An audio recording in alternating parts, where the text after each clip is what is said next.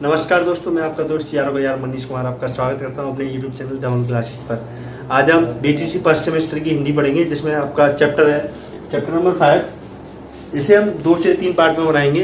काफ़ी बड़ा चैप्टर है। इसमें विराम चिन्हों के बारे में, अर्धविराम के बारे में, पूर्ण विराम के बारे में, विस्मयादि बोधक चिन्ह के बारे में और प्रश्नवाचक चिन्ह के बारे में और अवतरण चिन्ह, इसमें बहुत सारे चिन्हों के बारे में आपको बताया जाएगा। तो आज हम इंट्रोडक्शन आपका इस चैप्टर से कराते हैं। तो आइए पढ़ते हैं। सबसे पहले विराम चिन्ह। विराम चिन्ह होता क्या है, ये चीज जान लेते हैं। विराम चिन्ह की परिभाषा है भाषा के लिखित रूप में रुकने अथवा विराम के लिए कुछ संकेत चिन्हों का प्रयोग किया जाता है। भाषा के लिखित रूप में अगर रुकना होता है हमें किसी हेडिंग को या किसी बात को खत्म करने के लिए, तो हम विराम चिन्ह का प्रयोग करते हैं। इससे सबसे महत्वपूर्ण बात है, जैसे हम कोई हेडलाइन या फिर कोई बात या फिर कोई विचार लिखते हैं, उसमें अगर हमें कहीं रुकना होता है, थमना होता है या हमें कहीं विराम लगाना होगा, पूर्ण विराम।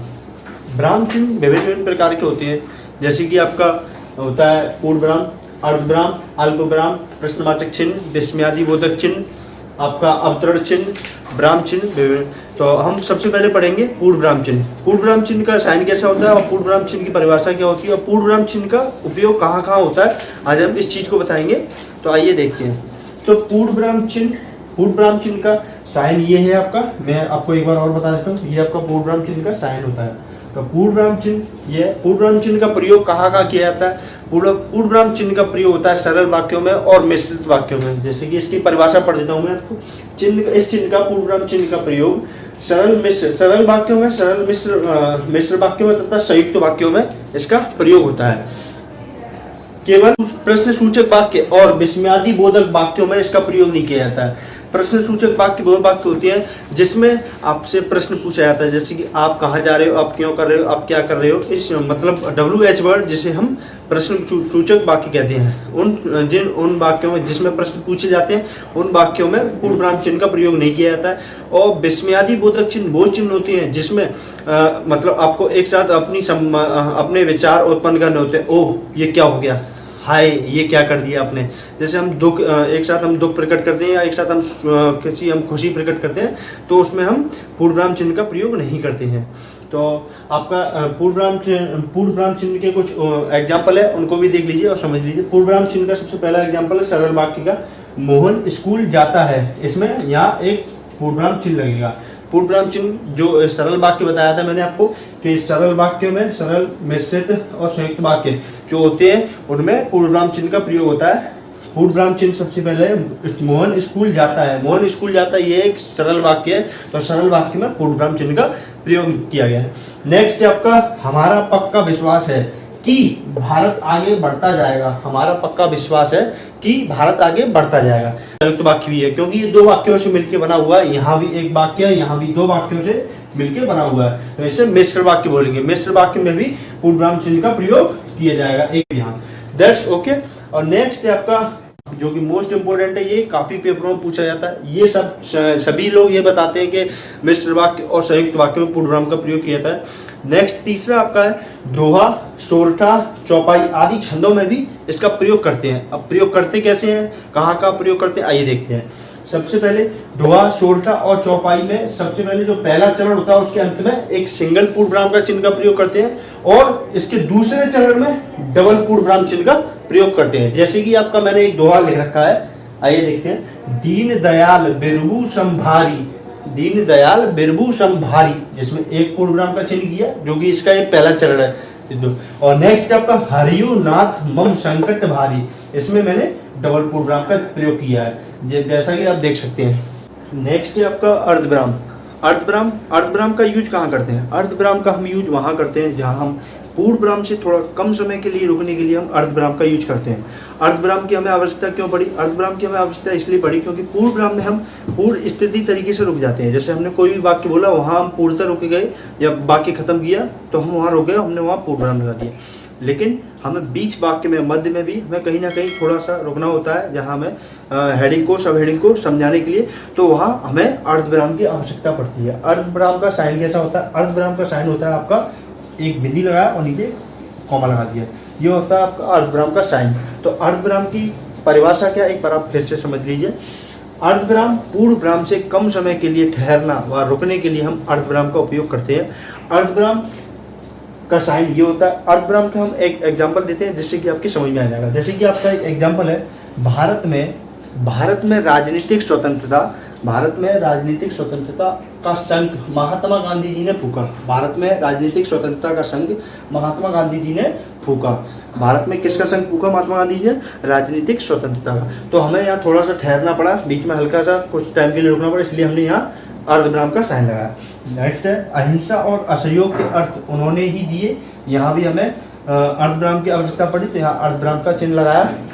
देश को स्वतंत्र उन्होंने ही कराया, यहाँ हमें सेंटेंस हमारा वाक्य खत्म होता है, इसलिए हम यहाँ पूर्णविराम का साइन लगाएंगे।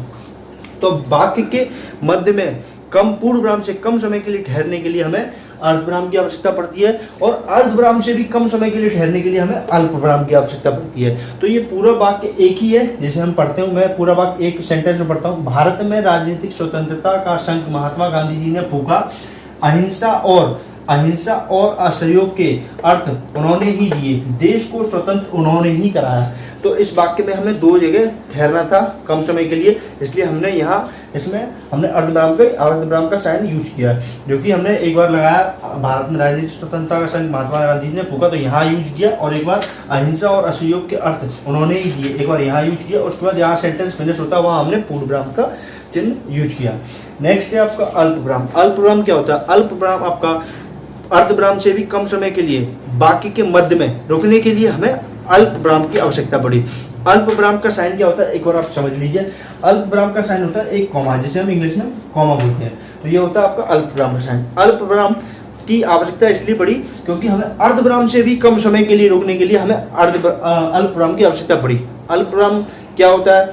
अल्पविराम हमने आपको समझा दिया। अल्पविराम का साइन होता है आपका एक कॉमा। तो उसका यूज कैसे करते हैं, आइए देखते हैं। जैसे कि देवदत्त अपनी भूमि, संपत्ति, प्रतिष्ठा और मान मर्यादा सब कुछ खो बैठा। इसमें हमें अर्धविराम से भी कम समय के लिए रुकना है, उसके लिए हमें अल्पविराम के साइन की आवश्यकता पड़ती। जैसे कि मैंने यहाँ लगाया देवदत्त अपनी भूमि, अल्पविराम का साइन, आपका संपत्ति, अल्पविराम का साइन, प्रतिष्ठा, अल्पविराम का साइन, और मान मर्यादा सब कुछ खो बैठा। तो इसमें हमें सेंटेंस में इसके बीच मध्य में जो हमें अल्पविराम की साइन की आवश्यकता पड़ी, जो कि हमने अल्पविराम का साइन यूज किया। और अल्पविराम का साइन हमें उपाधियों के बीच में भी लगाने की आवश्यकता पड़ती है, क्योंकि हमें उन उपाधियों को अलग करने के लिए अल्पविराम की आवश्यकता पड़ती है। जैसे कि BA, MA अल्पविराम लगाया हमने किसी के बीच में, ऐसे एक्सेट्रा।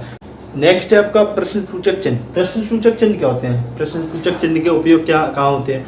प्रश्नसूचक चिन्हों के उपयोग वहाँ होते हैं जहाँ प्रश्न पूछे जाते हैं, जहाँ प्रश्न उत्पन्न होते हैं, जहाँ किसी वाक्य के ऊपर हमें क्लियर नहीं होता, स्पष्ट नहीं होता कि आप क्या करोगे क्या नहीं करोगे, जहाँ क्या, कब, क्यों, कैसे प्रश्नसूचक वाक्य या वर्ड्स का उपयोग होता है, वहाँ प्रश्नसूचक चिन्हों का प्रयोग करते हैं। जैसे कि आइए देखते हैं, जहाँ प्रश्न पूछे जाते हैं या प्रश्न उत्पन्न होते हैं, स्थिति निश्चित ना हो या फिर स्थिति निश्चित ना हो, वहाँ प्रश्नसूचक वाक्यों का या चिन्हों का उपयोग करते हैं। जैसे कि एक एग्जांपल दिया है, आपने खाना क्यों नहीं खाया? आपने खाना क्यों नहीं खाया, ये पूछना चाह रहे हैं आपने क्यों खाना नहीं खाया, मतलब कि इसमें प्रश्नसूचक चिन्ह है, एक वाक्य है, वर्ड्स है जो आपका क्यों है, तो क्यों की वजह से आपके यहाँ प्रश्नसूचक चिन्ह का प्रयोग करना पड़ा, प्रश्नसूचक चिन्ह का प्रयोग किया हमने।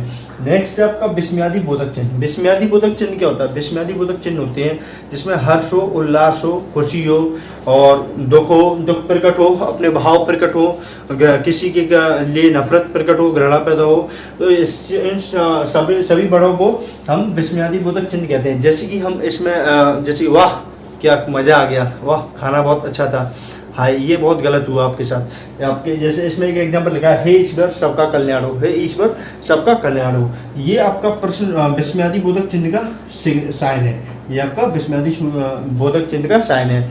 जैसे कि हमने यूज किया हे ईश्वर सबका कल्याण हो, तो सबके कल्याण में हमने इसमें अपनी भावना को उत्पन्न किया, हमने सबके लिए अपने एक भगवान से दुआ मांगी, दुआ मुंह से अच्छी बात बोली, इसमें हमने विस्मयादि बोधक साइन का उपयोग किया। नेक्स्ट है आपका योजक चिन्ह। योजक चिन्ह क्या होते हैं? योजक चिन्ह दो प्रकार के होते हैं, जैसे कि जिसके दोनों पद व खंड प्रधान हो उसमें भी उसे भी योजक चिन्ह कहते हैं, और इसमें ये एक योजक चिन्ह विभाजक चिन्ह का प्रयोग करता है। जैसे कि दोनों प्रधानों के बीच में जो योजक चिन्ह का प्रयोग होता है वो दोनों चीजों को अपने अलग अलग कैटेगराइज में बांट देता है। जैसे कि जिन पदों के दोनों खंड प्रधान हो और शब्द लुप्त हो जाए, शब्द लुप्त हो इसे विभाजक चिन्ह भी कहते हैं, इसे विभाजक चिन्ह भी कहते हैं। जैसे कि इसका एक एग्जांपल दाल रोटी, दाल और रोटी, इसमें दोनों चिन्हों की वैल्यूएशन है और दोनों चिन्ह जो है आपके दोनों चिन्ह ही इसमें बराबर प्रधान है और दोनों चिन्हों को विभाजक की तरह बांट भी दिया, दाल और रोटी अलग अलग विभाजकों के रूप में बांट दिया। नेक्स्ट है आपका राम सीता। राम सीता दोनों एक ही है, एक जोड़ी है, लेकिन इन दोनों के बीच में एक योजक चिन्ह का प्रयोग लगा के दोनों की प्रधानता रख दी और दोनों की अपनी अपनी प्रधानता हो गई। और नेक्स्ट है आपका निर्देशक चिन्ह। निर्देशक चिन्ह का मतलब होता है जहां हमें निर्देश देने की आवश्यकता पड़ती है वहां निर्देशक चिन्ह का उपयोग करते हैं। इसकी डेफिनेशन पढ़ते हैं, किसी भी वाक्य को कहने से पूर्व हम निर्देशक चिन्ह का प्रयोग लगाते हैं। जैसे हमें कोई टीचर हमसे कुछ बोलता है या फिर हमारे प्रिंसिपल या फिर हमसे कोई भी सुप्रीम अथॉरिटी जो हमसे बड़े हैं या फिर हमसे आदर्श, हम जिन्हें आदर्श मानते हैं, वो कुछ भी हमसे बोले या फिर कोई भी व्यक्ति आपसे कुछ बोले तो वो एक निर्देश के रूप में अगर कोई बात बोलता है तो उसके आगे हम निर्देशक चिन्ह का उपयोग कर सकते हैं। जैसे कि हमारे माननीय प्रधानमंत्री जी अगर हमसे कुछ निर्देश देते हैं तो वहां पे भी हम निर्देशक चिन्ह का प्रयोग कर सकते हैं। देखिए इसमें क्या एग्जाम्पल दिया हुआ है, जैसे कि आपका एग्जाम्पल है, अध्यापक बोलते हैं वर्तमान में भारत के कुल कितने केंद्र शासित प्रदेश हैं, तो यहाँ पे हमने निर्देशक चिन्ह का उपयोग किया, निर्देशक चिन्ह का उपयोग किया। ये आपका निर्देशक चिन्ह ऐसे होता है। तो और स्टूडेंट ने क्या बोला, विद्यार्थी ने, तो वर्तमान में भारत में कुल 9 केंद्र शासित प्रदेश हैं। विद्यार्थी बोलता है कि वर्तमान में भारत में कुल 9 केंद्र शासित प्रदेश हैं, तो ये एक निर्देशक चिन्ह यहाँ उपयोग होता है। जहाँ निर्देश दिया जाता है, जहाँ आंसर दिए जाते हैं वहाँ निर्देशक चिन्ह का उपयोग किया जाता है। तो आज की क्लास हम यही समाप्त करते हैं। बहुत बहुत धन्यवाद देखने के लिए। Bye bye.